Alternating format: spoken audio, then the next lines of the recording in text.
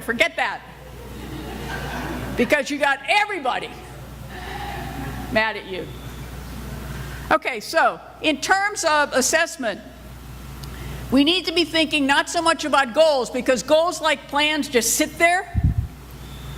We need to think in terms of outcomes. What will we see that's different?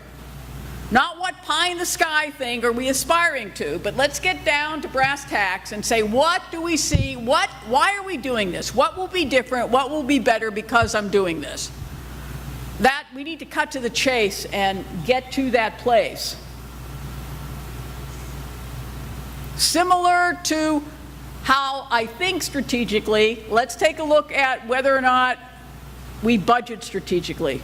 There are a lot of potential sources of resources, and sometimes we forget that the dearest and most important resource is our people, not the money, not the endowment, not the physical plant. It's our people. We can have money, endowment, and physical plant, but if we don't have people, nothing happens to those. So there are a variety of sources of budgets, and there are a variety of approaches to allocating them. This Title V grant is an exceptional example of how we take precious resources and leverage them to the max.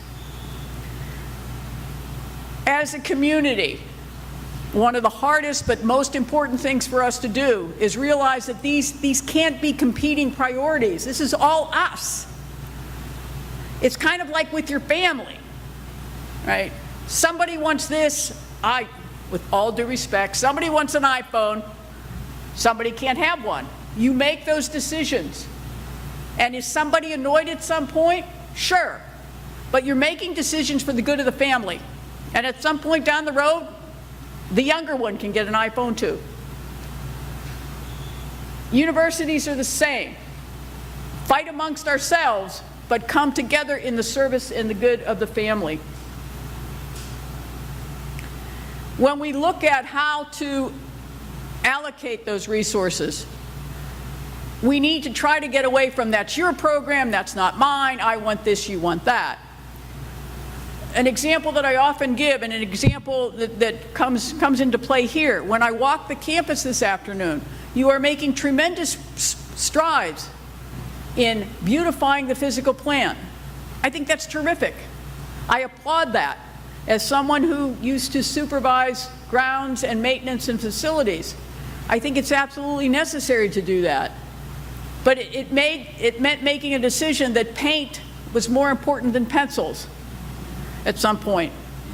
But I will suggest to you that in most institutions, particularly undergraduate institutions, it's all about curb appeal. If a family is driving by a campus and the campus doesn't look appealing, I don't care how many Nobel laureates you have, they're going to go to the other campus. And they will never have the opportunity to experience what is special to you.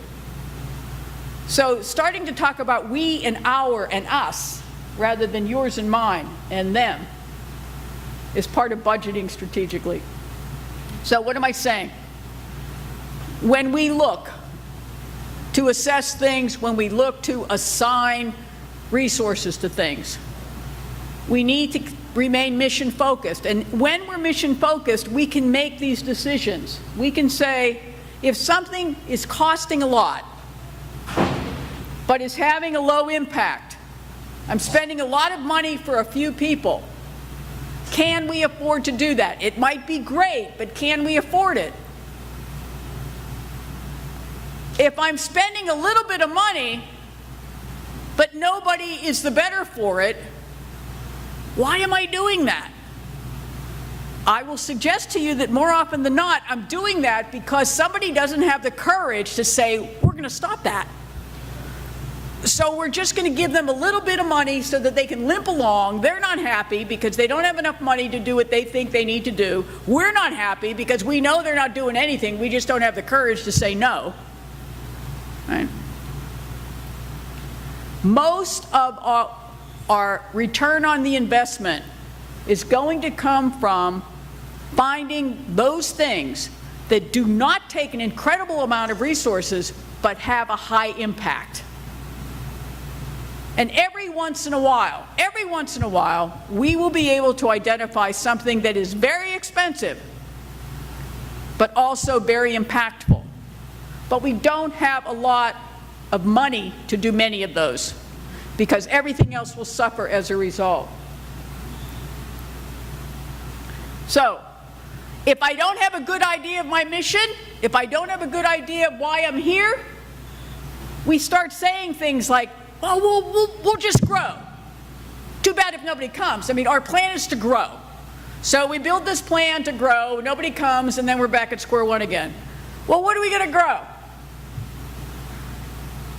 More and more, we're running out of things to grow. But more and more we say, yes, I want to do all that stuff. And then when it doesn't work out, we look for somebody to blame. The Dilbert commercial comic before. We look for somebody to blame, but we don't truly figure out why it didn't work. We just look for somebody to blame, kill the messenger, bring somebody else on board, and that cycle begins again. Why does this happen? More often than not, it happens because we're not clear as to what's really important. We look at how much money we have, and when we run out of money, rather than asking ourselves first what's really important, and then finding the funds to do what's important, which will probably mean either reallocating or removing funding from something else. We are not really clear about what is important to us, and we're not really clear about where we want to end up. And because this just takes too much time. My report is due tomorrow. I got to put something down on paper. I'll worry about it day after tomorrow. It takes too much time because we wait till the day before tomorrow to start it. It's not how we are, who we are. It's not a part of our culture. So, given where we are, we need to ask ourselves, when we go to design something new, is it just because it's trendy, or is it because it's a part of our core, it's something that we can sustain, it's something that we can do well? We have the resources, and of course, we have a reasonable chance to attract the kinds of students we want and need to attract to make this program successful. So, we need to make the time to think. We need to make the time to think. We need to remember what's important, and we need to pause and ask ourselves, okay, let's take a look at this. Is it working? Great. If it's not, let's have the courage to say that, rather than just, I'm going to forget about it. Thank you for your time.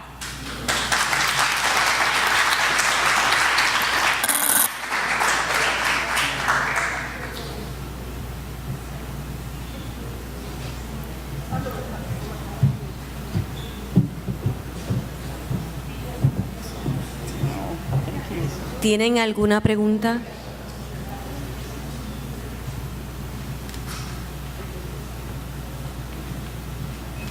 It's a question over there. Not one. Are you kidding me? Not one question? Yes, please. Hello, Dr. Lexer. Thank you so much. I commend you for your outstanding presentation. Thank you. Listen, can you elaborate further on that statement that you made about what's better about closing the loop versus looking forward? I believe you said that was a middle state's position, but I want to know if that's your position or? It's in between. I mean, I got to go back to the mainland, okay? Closing the loop is the elevator speech that Middle States has used to remind us that we need to think, plan, resource, evaluate, learn, and go back. Okay. In my head, the circularness of it all, okay, conjures an image of running in circles, but staying in place. What I'm suggesting, and what some of the other literature is suggesting, is to, rather than think like this, think moving forward. Almost like a GPS. It takes you to a certain spot and then it gives you the next set of directions. The concept is the same. I still have to think, look around me, get a good sense of who I am, what's around me, where I want to go, make the map to get there, make sure I have sufficient resources, watch what I'm doing and where I'm going, and then revise. So, same concept, different image. You're welcome. Any other questions? Okay, once again, I cannot thank you all enough for your dedication to each other, to this institution, and most important, to our students, particularly given that these are students that one of these days, in my dotage, they may be taking care of me. So I thank you very much for that. All right, have a great rest of the day.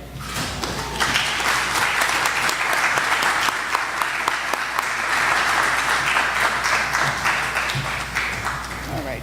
Solicitamos la presencia del rector para la y de doctor. No, don't go. Don't go. Don't go.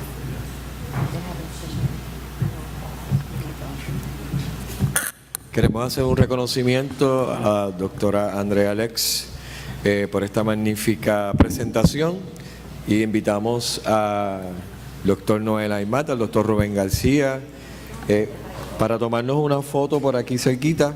Compañero fotógrafo, por favor.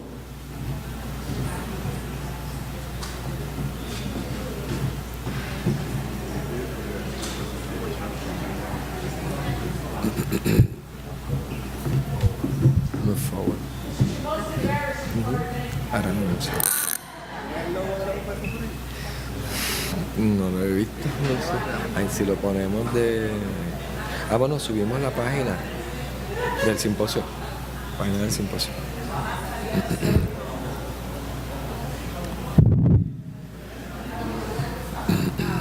Muchas gracias. Sí, ahora. Un aplauso, por favor. Queremos anunciarles entonces que recuerden que mañana tenemos la presentación, el taller con la doctora Andrea A y están todos cordialmente invitados mañana temprano en la mañana. En este momento vamos a tener un breve receso para compartir unos refrigerios que tenemos aquí inmediatamente a la salida. Es un receso de unos 5 minutos y regresamos nuevamente con nuestra próxima presentación.